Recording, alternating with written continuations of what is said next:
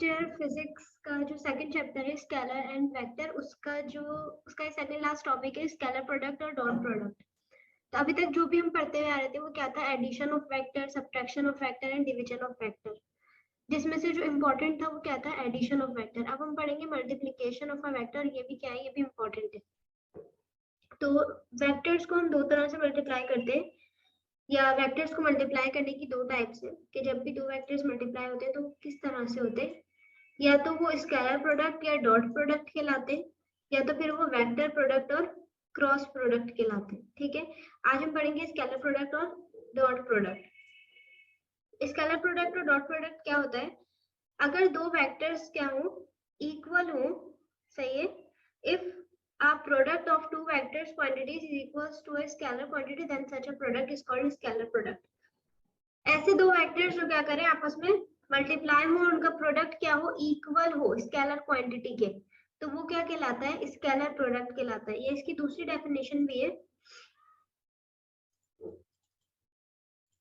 when two vectors are multiplied the result of these two vector is scalar quantity, कि जब दो vectors आपस में क्या हो, मल्टीप्लाई हो, तो जो रिजल्ट बने वो क्या हो, जो रिजल्टेंट वेक्टर बने वो कैसा हो, वो स्केलर क्वांटिटी हो। ठीक है, दो वेक्टर्स जब आपस में मल्टीप्लाई हो तो जो रिजल्टेंट वेक्टर हो किस टाइप का हो, वो स्केलर क्वांटिटी का हो, और ये वाले वेक्टर्स क्या कहलाते हैं, स्केलर प्रोडक्ट कहलाते हैं।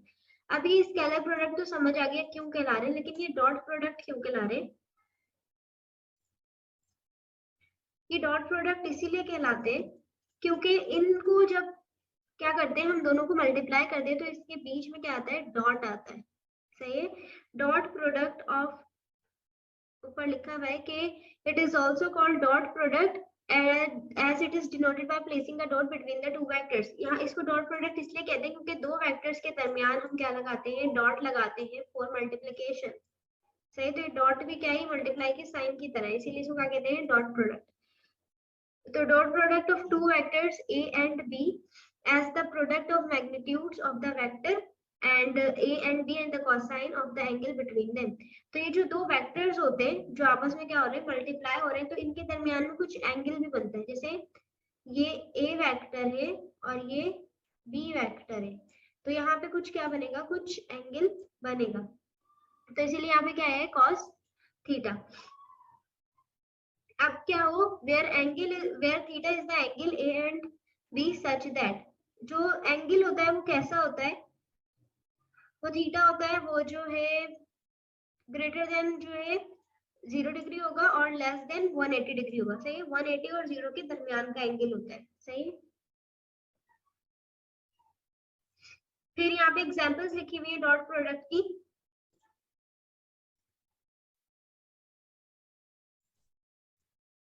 तो ये है वर्क का फॉर्मूला क्या होता है, फोर्स इनटू डिस्प्लेसमेंट। तो ये जो फोर्स इनटू डिस्प्लेसमेंट है एफ इनटू डी, इसको हमने डॉट से रिप्लेस कर दिया। ठीक है, तो क्या हो गया, एफ डी, और क्योंकि इन दोनों के दरमियान कुछ एंगल भी बन रहा होगा इसलिए क्या आ गया है, कॉस थीटा। तो ये थीटा क्या है, फोर्स और डिस्प्लेसमेंट के दरमियान का एंगल है। ऐसे अगर हम पावर के फॉर्मूले पे आ जाए तो पावर का फॉर्मूला होता है F dot V, force into velocity. सही है, तो अब इन दोनों में के दरमियान भी क्या बन रहा होगा, कुछ एंगल बन रहा होगा, इसलिए क्या हो गया है, वो एफ वी कॉस थीटा, और ये जो एंगल है किन दो के दरमियान है, फोर्स एंड वेलोसिटी के दरमियान। ठीक है, अब डॉट प्रोडक्ट की एग्जांपल्स देख रहे हैं, इसकी क्या होती है, कुछ प्रॉपर्टीज होती है। सही है, इन प्रॉपर्टीज को अगर आप याद कर लेंगे तो ये न्यूमेरिकल्स और न्यूमेरिकल्स कह रही हूँ, एमसीक्यूज के हवाले से बहुत इंपॉर्टेंट है। ठीक है, तो अगर ए एंड बी वेक्टर्स क्या हो, पैरेलल हो, पैरेलल मतलब एक ये रहा और इसी के बिल्कुल नीचे, सही है, या एक वेक्टर ये रहा और इसी के बिल्कुल साइड में। सही, तो दोनों आपस में क्या हो, पैरेलल हो। तो जो दो वेक्टर्स आपस में क्या होते हैं, पैरेलल होते हैं, तो ए डॉट बी क्या हो जाता है, ए बी, मतलब कि आपका जो दो वेक्टर्स है ए एंड बी वो क्या है, आपस में पैरेलल है और क्या हो रहे हैं, मल्टीप्लाई हो रहे हैं, तो वो कैसे हो जाएंगे, आपका जो आंसर आएगा वो आएगा ए बी। अब इसको प्रूफ करते हैं। प्रूफ कैसे कर रहे हैं कि आपने अभी पढ़ा कि ए बी, फिर ए बी जो वेक्टर्स होते हैं उनके दरमियान में कुछ ना कुछ क्या होता है, एंगल होता है, इसी वजह से आ गया ए बी कॉस थीटा। और क्योंकि ये क्या है, पैरेलल है, दो वेक्टर्स बिल्कुल पैरेलल है, तो दोनों वेक्टर्स के दरमियान जो एंगल बनेगा वो क्या बनेगा, जीरो, तभी आपका एंगल क्या आ गया, जीरो। ये होता है और ये होता है, ठीक है। अब एक वेक्टर दूसरे वेक्टर के ऊपर है तो एंगल क्या होगा, जीरो। ये अगर आप ऐसे भी देखें तो एक वेक्टर दूसरे वेक्टर के बिल्कुल बराबर में, तो एंगल क्या होगा, जीरो। अगर ये एक वेक्टर ऐसा होता और एक वेक्टर ऐसा होता तब एंगल क्या बनता, 90।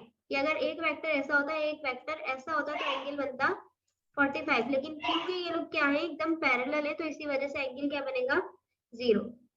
तो जब हम cos जीरो पुट करेंगे और कैलकुलेटर में cos जीरो आप जब डालेंगे तो आपका आंसर आएगा 1। और ये 1 जब a b से मल्टीप्लाई होगा तो आपका आंसर क्या आ जाएगा, a into B is equals to A B. तो ये आपकी क्या हो गई, प्रूफ हो गई। सेकंड प्रॉपर्टी क्या है, if a and b are perpendicular then a dot b is equals to zero. अभी मैंने बताया कि जब a वेक्टर दूसरे वेक्टर के क्या हो, परपेंडिकुलर हो, तो एंगल क्या बनेगा, 90। जब एंगल 90 बनेगा तो आप इस इक्वेशन में ए बी cos 90 पुट करेंगे, ठीक है। और जब आप कैलकुलेटर में cos 90 करेंगे तो आपका आंसर आएगा जीरो।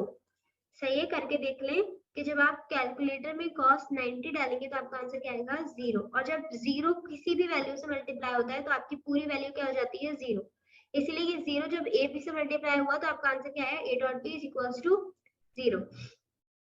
फिर है a डॉट ए स्क्वायर और a डॉट ए स्क्वायर एक मैग्नीट्यूड में और एक ऐसी। इसको प्रूव करते हैं कि a dot B A B cos theta क्या है, सही। अब a जो है वो दूसरा वेक्टर जो a है वो दोनों क्या है, आपस में पैरेलल है। ये भी क्या है, पैरेलल है, इसी वजह से एंगल क्या बन रहा है, जीरो बन रहा है। और जब जीरो आएगा तो कॉस जीरो क्या हो जाता है, 1। तो आपका क्या हो जाएगा, ए स्क्वायर। यहाँ पे आपकी जो ऊपर वाली क्वेश्चन थी ना, A dot B is equals to A B, तो ये वही है। लेकिन वहां पर जो है आपके जो वेक्टर थे उनका नाम क्या था, ए बी। यहाँ पर जो आपके वेक्टर है उन दोनों का नाम क्या है, ए, ठीक है। तो जब आपने यहाँ पे ए बी की जगह क्या पुट किया, ए बी की जगह भी ए, कॉस थीटा की जगह क्या किया, जीरो। तो कॉस जीरो क्या हो गया, 1। और ए जो है क्योंकि मल्टीप्लाई में, तो जब भी कोई अल्फाबेट्स आपस में मल्टीप्लाई होते हैं तो उनके ऊपर क्या आता है, स्क्वायर। और जब प्लस होते हैं तो ऐसे लिखते हैं 2a। तो क्योंकि ये मल्टीप्लाई हो रहा है इसीलिए हमने यहाँ क्या लिखा है, ए स्क्वायर। और ए स्क्वायर जब 1 से क्या होगा, मल्टीप्लाई, तो वो ए स्क्वायर ही आ जाएगा। इसीलिए आपकी वाली क्वेश्चन में क्या हो गई, प्रूफ। फिर यहाँ पे कुछ यूनिट वेक्टर है, I dot I is equals to J dot J is equals to K dot K is equals to 1। तो इस चीज को भी प्रूफ करेंगे कि अगर जो है, जैसे अभी आपने ऊपर की वाली की थी ए डॉट ए, अगर आप इसकी जगह आई डॉट आई ले लें तो क्या हो जाएगा, I dot I is equal to I cos theta. क्योंकि आपका ये आई डॉट आई, जे डॉट जे और के डॉट के किसके इक्वल है, 1। तो आपने इस आई की जगह 1 पुट किया, इस आई की जगह 1 पुट किया। और ये जो आपका कॉस जीरो था, क्योंकि दोनों के दरम्यान में एंगल क्या है, जीरो है। जीरो क्यों है, क्योंकि दोनों सेम वेक्टर है और दोनों क्या है, पैरेलल है। तो cos जीरो जब आपने पुट किया तो 1 आ गया। तो जब 1 1 1 मल्टीप्लाई होगा तो आंसर आएगा 1। ऐसे अगर आप j के साथ करेंगे तो इस i की जगह j रख ले, इसकी जगह भी j रख ले, लेकिन j भी किसके इक्वल है, 1, तभी यहाँ पे भी 1 1 आ जाएगा। ऐसे ही किसके लिए होगा, k के लिए। तो ये प्रॉपर्टीज बहुत ही सिंपल सी है।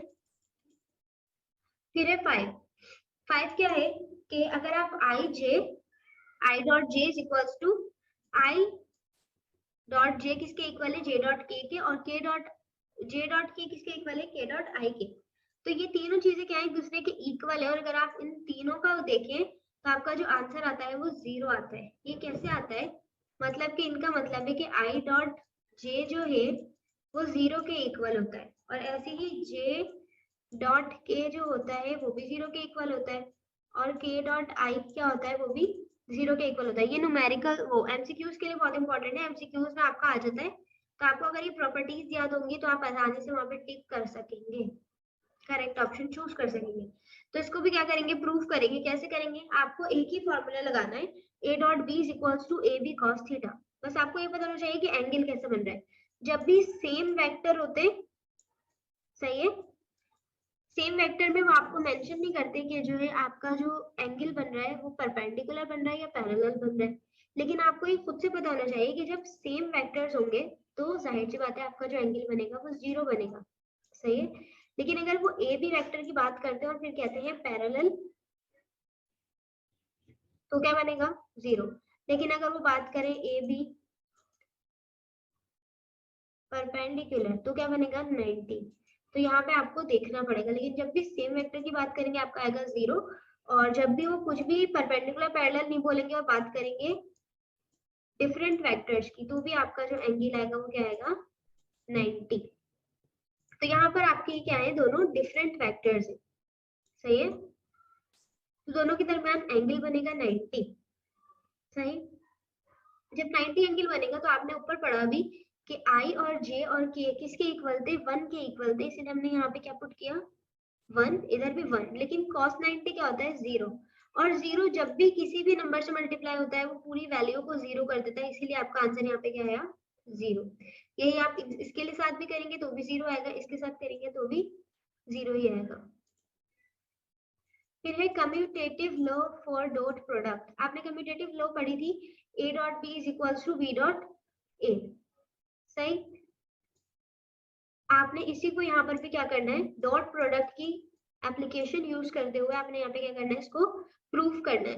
तो स्केलर और डॉट प्रोडक्ट में क्या होता है, बेसिकली दो वेक्टर्स होते हैं जिनका जो मैग्नीट्यूड बनता है वो फर्स्ट वेक्टर के मल्टीप्लाई कर देंगे, सही। इसको देखते हैं कैसे होगा, पहले डायग्राम देखते हैं।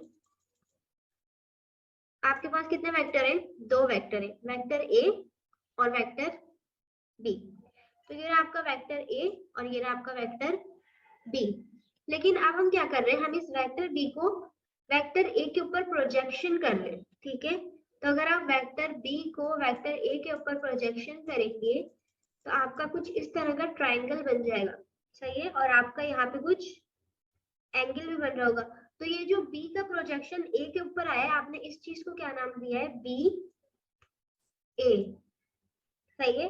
ये बी वेक्टर है और ये छोटा सा ए है, ये रिप्रेजेंट कर रहा है कि ये ए के ऊपर प्रोजेक्शन कर रहा है, सही है। बी ए हो गया, और क्योंकि ये बी के यहाँ आने की वजह से क्या बन रहा है, एंगल बन रहा है, इसीलिए यहाँ पे आप लिखेंगे बी कॉस थीटा, ठीक है। ये आपकी फर्स्ट डायग्राम हो गई। तो आपने इसको कैसे करा कि आपका जो एक वेक्टर था वो दूसरे वेक्टर के ऊपर क्या कर रहा था, प्रोजेक्शन कर रहा था, जिसके नतीजे में क्या हो रहा था, कुछ मैग्नीट्यूड थोड़ा सा चेंज हो रहा था, ठीक है। तो आपका क्या था ए डॉट बी। अब यहाँ पे आपका फॉर्मूला थोड़ा सा हो गया चेंज, कैसे हो गया कि ए डॉट बी जो था वो मैग्नीट्यूड ऑफ ए, ये पूरा आपका मैग्नीट्यूड ऑफ ए, फिर वो मल्टीप्लाई हो रहा है projection of B on to A, जो बी ए के ऊपर आ रहा है उससे। तो आपका जो ये ए वेक्टर था पूरा मैग्नीट्यूड, ये क्या था ए वेक्टर, तो आपने यहाँ पे ए लिख दिया। और जो projection of B on to A था वो क्या था, कैपिटल बी और नीचे छोटा सा ए, तो आपने वो लिख दिया, सही है। पर यहाँ पर क्या था, ये जो बी ए था ये किसके इक्वल था, बी कॉस थीटा के। तो इसी वजह से ये ए अपनी जगह वैसे ही रहा, ये जो ए है अपनी जगह वैसे ही रहा, लेकिन इस बी ए की जगह क्या आ गया, बी कॉस थीटा। तो ये आपकी इक्वेशन 1 बन गई। इसी तरह से अभी हमने क्या किया, अभी हमने बी को प्रोजेक्शन किया है ए के ऊपर, अब हम ए को प्रोजेक्शन करेंगे बी के ऊपर। तो जब हम ए को प्रोजेक्शन करेंगे बी के ऊपर तो हम बिल्कुल सीध में जाएंगे और बी की लाइन देखेंगे कि कहाँ आ रही है। तो यहाँ पे जब बी का प्रोजेक्शन ए के ऊपर आ रहा था तो क्या था, बी और छोटा सा ए, या बी ऑन टू ए। लेकिन यहाँ पर जब ए बी के ऊपर जा रहे तो क्या आएगा, ए ऑन टू बी, या ए के नीचे छोटा सा क्या आएगा, बी। फॉर्मूला वही रहेगा, मैग्नीट्यूड ऑफ ए की जगह मैग्नीट्यूड ऑफ बी हो जाएगा, और projection of B on to A की जगह क्या हो जाएगा, projection of A on to B. तो मैग्नीट्यूड ऑफ बी की जगह क्या आ गया, बी, और इसकी जगह क्या आ गया, ये ए और छोटा सा बी, और ये ए और छोटा सा बी किसके इक्वल है, ए कॉस थीटा। तो नीचे वाली लाइन में ये बी वैसे ही रहा, लेकिन ये जो A is equal A on to B था, ये कैसे आ गया, ए कॉस थीटा। तो जब ये दोनों आपस में मल्टीप्लाई होंगे तो हम कैसे लिखेंगे, हम अल्फाबेटिक ऑर्डर से लिखेंगे, ठीक है। इसी वजह से हमने क्या लिख दिया, ए बी कॉस थीटा, सही। तो अब आपकी इक्वेशन क्या बन गई, बी ऑन टू ए, और ऊपर क्या थी, ए ऑन टू बी। अच्छा, ये बी ऑन टू ए क्यों हुआ है, ये वाली जो चीज है ये बी ऑन टू ए क्यों हुई है, क्योंकि हाँ यहाँ पे जो प्रोजेक्शन था वो बी के ऊपर जा रहा था, ठीक है, इसी वजह से। और ऊपर जो था वो ए के ऊपर आ रहा था। ये जो है ये ए के ऊपर आ रहा था, इसीलिए हमने क्या किया ए ऑन टू बी, लेकिन वहां पे बी के ऊपर जाता है इसलिए हमने किया बी ऑन टू ए। तो अब दोनों इक्वेशंस क्या हो गई हैं, सेम हो गई है, सही है, एक एक साइड दोनों का क्या हो गया है, सेम हो गया है। तो हम इन दोनों इक्वेशन को क्या कर सकते हैं, कंपेयर। जब हम इन दोनों इक्वेशन को कंपेयर करेंगे तो हमारा आंसर क्या आ जाएगा, a into B is equals to B into A, और यही कम्यूटेटिव लॉ है। तो ये क्या हो गई है, प्रूफ हो गई। फिर है distributive law for dot product. अच्छा यहाँ पे कुछ है, ये देख लें कि यहाँ पे प्रूफ हो गई है, it mean that we will no change of dot. हाँ, तो इसमें ये है कि इट्स मीन के जो डॉट प्रोडक्ट है वो कम्यूटेटिव लॉ को क्या करती है, ओबे करती है। ओबे करने का मतलब है कि हमने कम्यूटेटिव लॉ इससे पहले पढ़ी थी, उसके अंदर भी क्या था, यही इक्वेशन थी, सही है, कि a into B is equals to B into A. तो मतलब कि यहाँ पे भी यही आ रही है। तो ये वाली जो डॉट प्रोडक्ट है किसको यहाँ की क्या कर रही है, ओबे कर रही है कम्यूटेटिव लॉ को। अभी आप आगे जब पढ़ेंगे डॉट प्रोडक्ट और क्रॉस प्रोडक्ट जब आप पढ़ेंगे तो वो जो है इसको ओबे नहीं करेगी। जब वो ओबे नहीं करेगी तो यहाँ पे इज नॉट इक्वल का साइन आ जाएगा, ठीक है। तो ये चीजें आपको पता होनी चाहिए। फिर है second distributive law of vector product.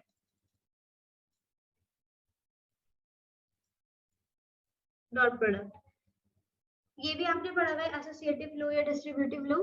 तो इसकी इक्वेशन है, इसको क्या करना है, प्रूफ करना है। तो आपने क्या किया, तीन वेक्टर्स कंसीडर किए, वेक्टर ए बी एंड सी, और उनको एक्स वाई प्लेन पे क्या कर दिया, लगा दिया। तो आप पहले जो है इस डायग्राम को देख लें कि ये आपका वेक्टर ए है, ये जो पूरा नीचे सीधा सा जा रहा है, फिर ये आपका वेक्टर बी है, एंड देन ये आपका वेक्टर सी है। सॉरी, ये वेक्टर सी नहीं है, ये वेक्टर सी है।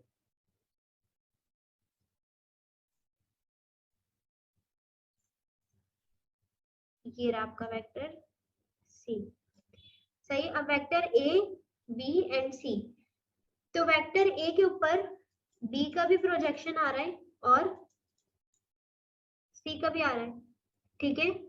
और ये क्या है, ये रिजल्टेंट वेक्टर है, बी और सी का रिजल्टेंट है। तो R is equals to B plus सी।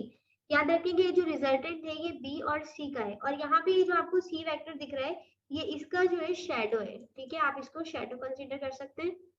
तो ये आपका वेक्टर सी आ गया। ये यही वेक्टर, ये जो वेक्टर आपको यहाँ पे सी दिख रहा है, ये यही वेक्टर यहाँ पे भी सी है, ये कुछ अलग नहीं, ठीक है। तो आपका प्रोजेक्शन जो पड़ रहा है वो ए के ऊपर पड़ रहा है बी एंड सी का, और क्योंकि हमने बी एंड सी का एक ट्राइंगल बना दिया, एक रिजल्टेंट बना दिया, इसीलिए आप इसको ए डॉट और फिर ब्रैकेट में बी इंटू सी लिखेंगे, क्योंकि आपने एसोसिएटिव लॉ में भी यही चीज पढ़ी थी, ठीक है। लेकिन ये जो ए की जगह तो ए आ गया, लेकिन ये जो बी प्लस सी है ये क्या है, ये रिजल्टेंट है, तो इसलिए हमने यहाँ पे आर लिख दिया। अब ये जो आर है, ये जो पूरा ट्राइंगल है, इसका प्रोजेक्शन किसके ऊपर पड़ रहा है, ए के ऊपर, इसीलिए हमने यहाँ क्या लिखा, छोटा सा ए। अब आप ये नीचे चीज देखें कि यहाँ से लेकर यहाँ तक का जो पूरा था वो क्या था, ए, सही है। लेकिन जो ये वाला पॉइंट है यहाँ तक बी वेक्टर आ रहा है, सही है, यहाँ तक बी वेक्टर का प्रोजेक्शन पड़ रहा है ए के ऊपर, इसीलिए हमने यहाँ लिख दिया बी और छोटा सा ए।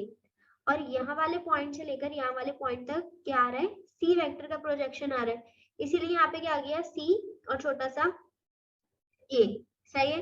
तो ये जो यहाँ से लेकर ये इस प्रोजेक्शन तक का काम है, ये क्या कहला रहा है, आर और छोटा सा ए, सही है, ये बात याद है। और इस पॉइंट को हमने ए कह दिया, इस पॉइंट को हमने सी कह दिया, सही है। ए पॉइंट, सी पॉइंट, और ये बीच वाला है बी पॉइंट, ठीक है। तो अब इन्होंने क्या किया, आर ए को क्या कर दिया, आर ए कहाँ से कहाँ तक है, ए से लेकर सी तक है, तो हमने ए से लेकर सी तक लिख दिया। लेकिन अगर हम देखें कि ए से लेकर सी तक का जो सफर है उसके अंदर क्या है, दो पॉइंट्स है, एक पॉइंट ए टू बी है और एक पॉइंट बी टू सी है, इसीलिए हमने इस ए और सी को खोल के लिखा, तो क्या हो गया, A plus A B plus B plus sorry plus B C, सही है। तो इस ए बी को अगर आप देखें तो ये ए, इसको एक मिनट रिमूव करते हैं, कि ये जो ए और बी है इसका क्या आ रहा है, ये है क्या, बी और छोटा सा ए, तो इसलिए हमने क्या लिख दिया, बी और छोटा सा ए। ऐसे अगर हम देखें बी और सी को, तो यहाँ क्या आ रहा है, यहाँ आ रहा है सी और छोटा सा ए, तो हमने वो लिख दिया, सही है। अब ये जो ए है ये अंदर ब्रैकेट के मौजूद दोनों चीजों से क्या होगा, मल्टीप्लाई होगा। जब ये दोनों चीजों से मल्टीप्लाई होगा तो क्या हो जाएगा, ए बी ए और ए सी ए, ठीक है। बट ये जो ए बी ए है, ये है क्या, ए बी ए, ये क्या है, ये ए वेक्टर है, सही है। ए वेक्टर और बी वेक्टर है, ए वेक्टर के ऊपर बी वेक्टर का क्या पड़ रहा है, प्रोजेक्शन, इसीलिए क्या आ गया, ए डॉट बी, मतलब कि ये जो ए बी ए था ये दो वेक्टर से मिलके बना है, ए वेक्टर और बी वेक्टर की मल्टीप्लिकेशन से, इसीलिए हमने क्या लिख दिया, ए डॉट बी। और ऐसे ये जो ए सी ए था ये भी दो वेक्टर से मिलके बना है, ए और सी वेक्टर से, इसीलिए यहाँ पे क्या लिखा, ए डॉट सी। तो अब हमारी इक्वेशन क्या हो गई, ए डॉट ब्रैकेट के अंदर B plus C is equals to, इस ए बी ए की जगह क्या आ गया, ए डॉट बी, और इस ए सी ए की जगह आ गया ए डॉट सी। और यही आपका क्या था, ऊपर क्वेश्चन था जो आपने क्या कर दिया है, प्रूफ कर दिया। तो it's mean dot product distributive law को भी क्या करती है, ओबे करती है। ओके, इसके बाद डॉट प्रोडक्ट का ये लास्ट है शायद, हाँ ये लास्ट है, ये लास्ट जो है आपकी डेरिवेशन है। इसके बाद आप लोग इसके भी न्यूमेरिकल्स करेंगे, इसके न्यूमेरिकल्स इजी है, बिल्कुल इसी तरीके से होंगे, मैं आपको समझा दूंगी। अभी आप खाली ये देखें कि addition of vector by dot product, dot product से आप क्या करें, वेक्टर्स को एडिशन करें, और ये कौन सी लॉ है, लॉ ऑफ कोसाइन। तो अगर दो वेक्टर्स हैं, सही है, वो आपस में क्या हो रहे हैं, डिटरमाइन हो रहे हैं by the help of dot product, सही है। तो उनका जो रिजल्टेंट होगा वो आपने पहले से पढ़ा हुआ है, डॉट एडिशन ऑफ वेक्टर्स आपने लॉ ऑफ कोसाइन में आपने पढ़ा था कि a प्लस बी, फिर उसमें था under root A square plus 2ab प्लस बी स्क्वायर, और इधर ना cos थीटा भी था, ठीक है। तो यही वाली चीज है, इसी के अंदर क्या करेंगे, अप्लाई करेंगे। आपको, आपने अभी कम्यूटेटिव लॉ पढ़ी तो आपने उसको क्या किया, प्रूफ किया। एसोसिएटिव लॉ पढ़ी तो आपने उसको भी प्रूफ किया। ऐसे ही ये जो आपकी लॉ ऑफ कोसाइन है, आपको उसको भी क्या करना है, प्रूफ करना है। तो ये कह रहे हैं कि दो वेक्टर्स हैं जो डॉट प्रोडक्ट से क्या कर रहे हैं, एडिशन कर रहे हैं, और इनके दरमियान में कुछ एंगल भी बन रहा है और रिजल्टेंट भी बन रहा है, सही है। उसके बाद इन्होंने आपको एक इक्वेशन दे दिया, आपको अब इसको क्या करना है, प्रूफ करना है। तो आप इसको कैसे प्रूफ करेंगे, consider two vectors A and B, आपने दो वेक्टर्स कंसीडर किए ए एंड बी, और उसके बाद आपने क्या किया, ए वेक्टर का सिमिलर भी कंसीडर किया, जैसे आपने अभी ऊपर कर रहे थे आई डॉट आई, आपकी प्रॉपर्टी में आता है, ठीक है। तो आपने सिमिलर भी कंसीडर कर दिया ए डॉट ए, तो आपका क्या हो गया, ए स्क्वायर हो गया, आपस में मल्टीप्लाई होकर। ऐसे ही आपने क्या किया, A plus B dot A plus B को भी कंसीडर किया, तो वो क्या हो गया, ए प्लस बी स्क्वायर। अगर हम ये जो है इसके स्क्वायर को हटाएं, सही है, तो क्या हो जाएगा, अंडर रूट आ जाएगा। स्क्वायर हटेगा तो क्या आएगा, अंडर रूट आएगा, अंडर रूट आ गया। अब आपने क्या किया, इस a को इस a के साथ मल्टीप्लाई किया, तो क्या आ गया, a डॉट a, फिर इस a को इस b के साथ मल्टीप्लाई किया, तो क्या आ गया, a डॉट b, फिर इस b को इस a के साथ मल्टीप्लाई किया, तो b डॉट a, फिर इस b को b के साथ मल्टीप्लाई किया, तो b dot b। But commutative law क्या कहती है कि a dot b is equals to b dot a, commutative law यही कहती है कि a dot b is equals to b dot a। तो मतलब कि ये जो b डॉट a है, हम इसकी जगह क्या लिख सकते हैं, a डॉट b, तो हमने ऐसे ही लिख दिया। अब a डॉट b और a डॉट b जब आपस में क्या होंगे, प्लस होंगे, तो अभी मैंने बताया था कि जब कोई भी अल्फाबेट प्लस होते हैं तो क्या होता है, आगे 2 पीछे 2 लगता है, सही है। लेकिन अगर मल्टीप्लाई होते हैं तो पावर आती है। तो क्योंकि ये क्या हो रहे हैं, प्लस हो रहे हैं, इसीलिए क्या हो जाएगा, 2ab, सही है। तो a dot a 2ab plus b dot b। अब ये जो a डॉट a, अगर हम इसको भी मल्टीप्लाई कर दें तो क्या हो जाएगा, a स्क्वायर, और इसको कर दें तो b स्क्वायर, सही है, ये हो गया। और क्योंकि आपके दोनों वेक्टर्स के दरमियान क्या है, कुछ एंगल भी बन रहा होता है, इसीलिए आपने क्या लगा दी यहाँ पे cos थीटा। तो आपकी ये वाली इक्वेशन भी क्या हो गई है, प्रूव हो गई है। और अगर ये प्रूफ हो गई है तो मतलब कि ये जो आपके जो डॉट प्रोडक्ट है ये लॉ ऑफ कोसाइन को भी क्या करते हैं, ओबे करते हैं, सही। अब ये चीज क्या हो गई, a प्लस बी के लिए, लेकिन कहीं कहीं क्या आ जाता है, a माइनस बी आ जाता है। आपको बहुत सारे न्यूमेरिकल्स में a माइनस बी दिखेगा।